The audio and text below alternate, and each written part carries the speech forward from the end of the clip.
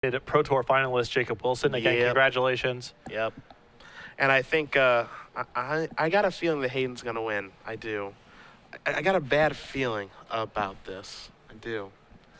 But we're going to see what happens. As Greg Smith, Hayden Passarelli. Greg on your left, obviously Hayden on your right.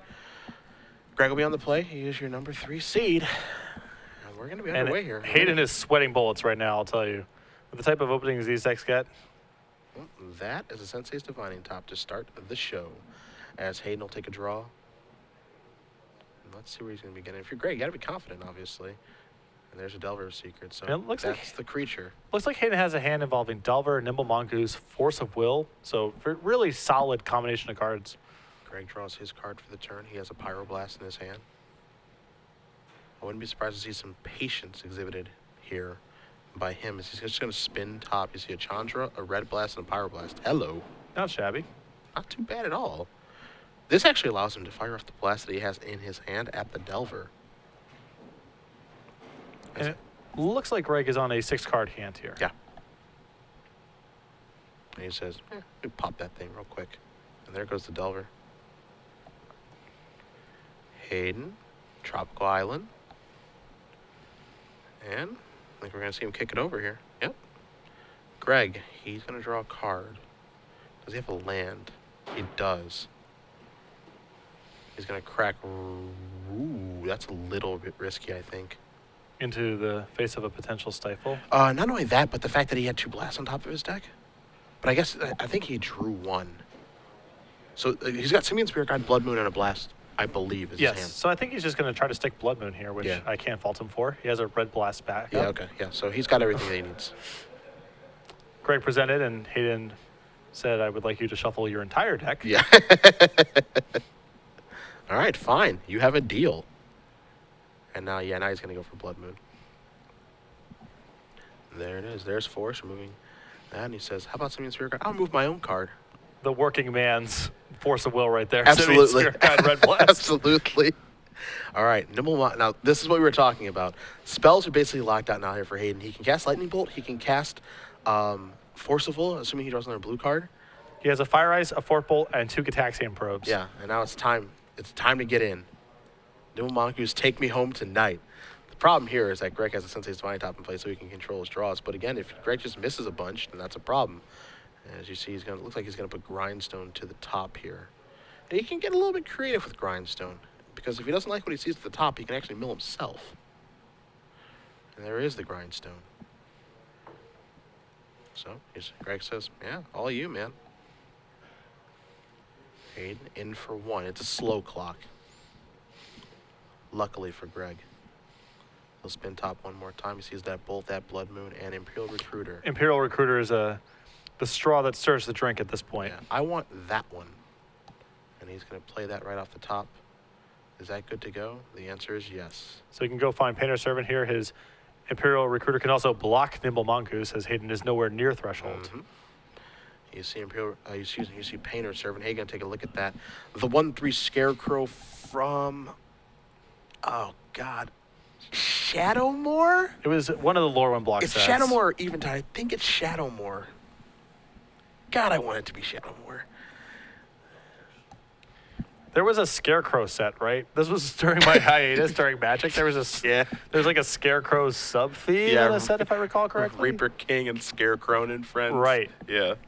I played Reaper King in a Pro Tour. Not exactly Magic's most resonant design. Do you know what it's like to top deck a Reaper King in a Pro Tour and be happy about it? It's no, you don't want to know that feeling. Even if your opponent is dead to a Blazing Shoal, as he does draw a copy of Painter's Servant, gonna put that into play.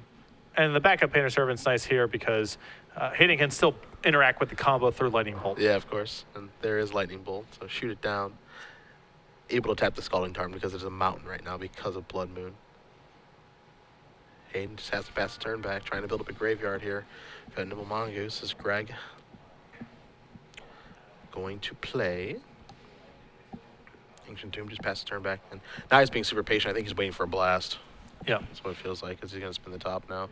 See Mountain, Bolt, and Bolt. Says, all right, I'll take a Mountain. Now he's going to play Painter Servant. And let's pick these up. says Hayden. So Greg Smith does win game number 1 with Imperial Painter. I know at home there are some serious fans of Legacy that watch the Legacy portion of our events, obviously, but I know there are a group of players out there who are enormous fans of Imperial Painter. Well, it is one of the charming decks of Legacy. Now, in reality, this deck is actually heinous because the power level comes from just... Heinous is your choice of word? If this deck was actually the best thing to be doing, it would be pretty annoying, right? It's just, okay. All right, we've seen him go through the elimination rounds. When he's winning, it's because his opponents aren't allowed to play Magic. Sure. So we had to set that aside for a minute because this is Legacy and that you're priced into some amount of that going on. Okay. It's nice when you have Legacy decks that feel like 20 years of cards and random synergies that have built up are all part of this weird jumble, and you have Grindstone alongside Painter Servant. You have a Portal 3 Kingdoms card gluing the whole thing together. It has a lot of the Legacy mystique and charm, and I think that's part of the reason that it's as resonant of a deck as it is amongst fans of the format. All right, fair enough. You saved yourself there. Trivia question. It is what it is. We can divorce ourselves from what's happening. That's right? true. That's true. That's true. I don't hate the deck. There's plenty of bad things, in quotes, that go on in Legacy. Yeah. This is on the charming side, but certainly when it is powerful, the other side is sort of just going like, all right, well, your turn, I guess. Anyhow, take it away. 12-month giveaway for you guys really quickly here. Hashtag SCG Premium. Make sure you're following at SCG Live. Announce the winner at the conclusion of this match. Question. It's a pretty easy one. Where are we going to be next week for the Open Series? Patrick and I will be doing coverage. What city are we going to be in? That's here. I'll help you. No, I don't think this is involved. I think it's just this. Okay. This is what I was told on Twitter. This is it? If I'm wrong, my apologies. Okay, so if you know what this city stands for, that's where we're going to be. And go ahead and name that. Hashtag your answer. Hashtag SCG Premium. Make sure you're following at SCG Live. Again, about accuracy, not speed. You got some time since we're going to announce at the conclusion of our finals match. That's exactly where we're going to head. We'll take a look at the sideboards here. I'm going to take Greg Delver. Okay. Yeah, I am, since I think that he might win. This is your champ. This is your avatar for this tournament. This is my horse. Flusterstorm. Oh, we're gonna get to that one in a second. An Ancient Grudge, 2 copies of True Name Nemesis, 2 Pyroblast, 2 Rough and Tumble of Vendilion Click, 3 Submerge, Gravedigger's Cage, Life from the Loam, and a Sulfur Elemental. Take that. That one I can cast off of a Blood Moon. Oh, sure.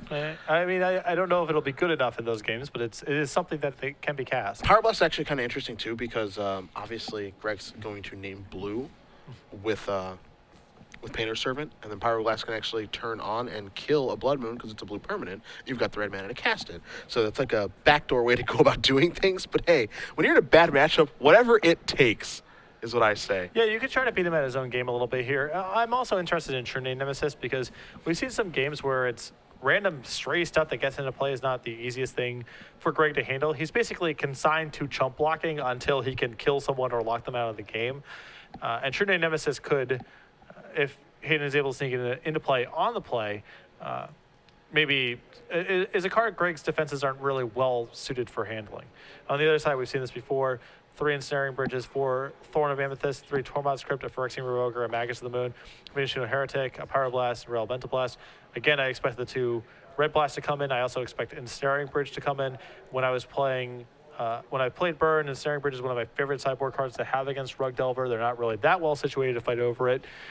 Hayden with only 1 copy of Ancient Grudge in this list, which is already super taxed fighting over things like Painter Servant and Grindstone and other ancillary artifacts. So Ensnaring Bridge is yet another way that Greg has to lock Hayden out of the game. It's a tough matchup. It's not impossible, but it's very, very difficult for Hayden. And again, this is the second time that we've watched Greg play here, and I have liked everything I've seen.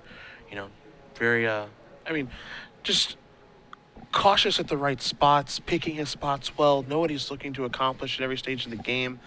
Hasn't lost a match here in the elimination rounds, and again, I mean, just a great choice for this weekend. Yeah, I also really like the emotional detachment he has during all the proceedings we've watched him play. He's been pretty just methodical and not super jumpy. He's just playing his stuff.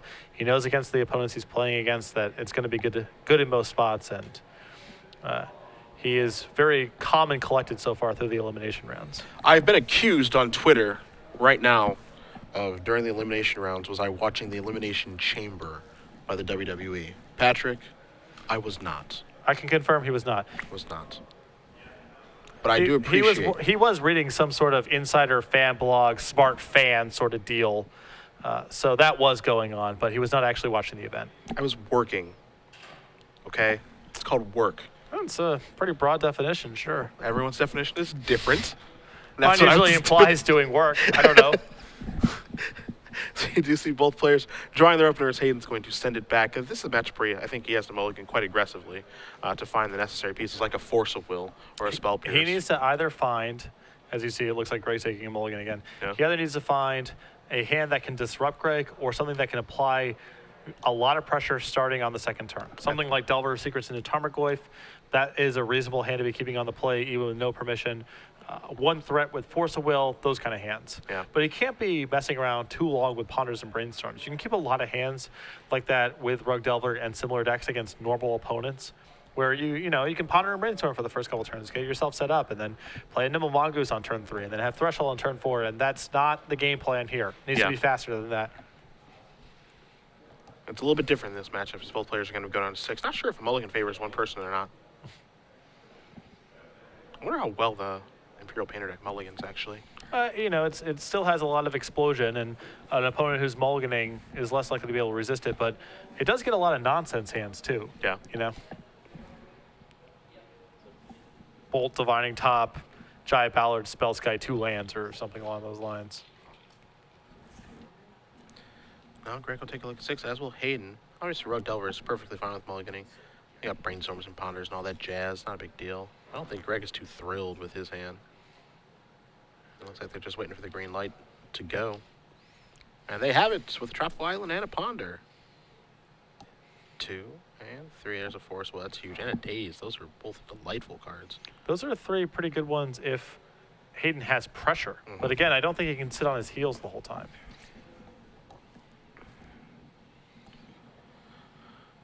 This is going to be a Yeah, shuffle. I really like this shuffle a lot from Hayden. Like I said, that looks like an attractive 3 cards. You see the counter spells, but he can't fend off what Greg's doing forever unless he has a clock. And aggressively searching here for a Delver or a Nimble Mongoose or a Tarmogoyf, I think, is exactly what the situation calls for. All right, mystery card coming. Not sure what it is. It's a Ponder. So Greg will take a draw. He's going to play a Mountain. Maybe Grindstone. Pass it back. Hayden will take a draw. Wooded Foothills. He's got Ponder. 2, 3 is a Daze of Foothills and a Force of Will. Okay. So you saw him shuffle away counterspells last time. I wonder if he's going to do it again. Yeah. I mean, if it was right the first time, I feel like it's right the second time. Yeah, I suppose the question here is what's changed. Yeah. I don't think Grindstone changes too much. As you do see the Tempest artifact there on the screen. That's piece 1 of the combo. Piece 2, of course, is Painter's Servant. Make everything a color, mill them all away. Hope there's not number cool in there, I guess.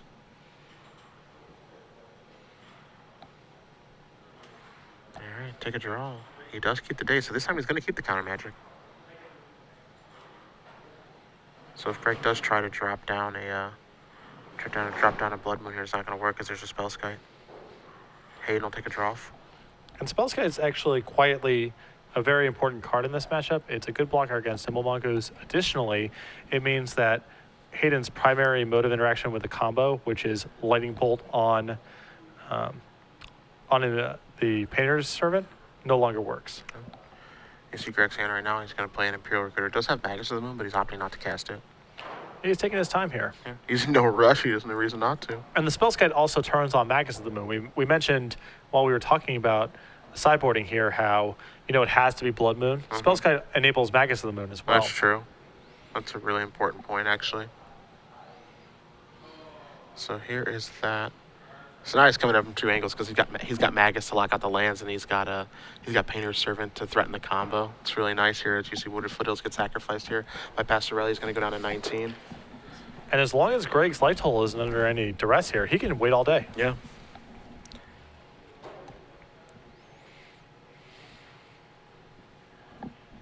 So, does get a land out of his deck. Does Passarelli. And we'll see if he's got anything to do here on the unstep or not. Probably, again, he can't really fire off these bolts profitably into the face of that Spellskite. Yeah. Hayden will take a draw. There's that bolt. There's a spell pierce. Plays the wooded foothills. Passes it back over to Greg. Greg will untap those 3 mountains. He'll take a draw. He finds another mountain. Important card there. And Hayden did exactly what you imagined he might do and brought in those Pyroblasts. Yeah. I like, man, I love the way he's playing this game. He goes with Magus because he doesn't really care about Magus in this game. He cares so much more about Painter Server, but it's so important for Hayden to actually fight over this. Yeah. I mean, Spellskite plus Magus of the Moon basically demands Ancient Grudge. Yeah. Or 3 bolts, or it's really hard. Yeah.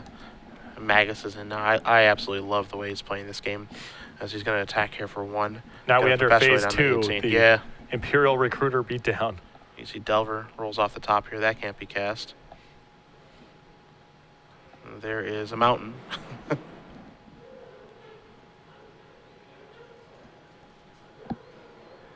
Again, Passarelli's entire hand is reactive, and that allows Greg Smith to do nothing. I mean, he doesn't have to do anything.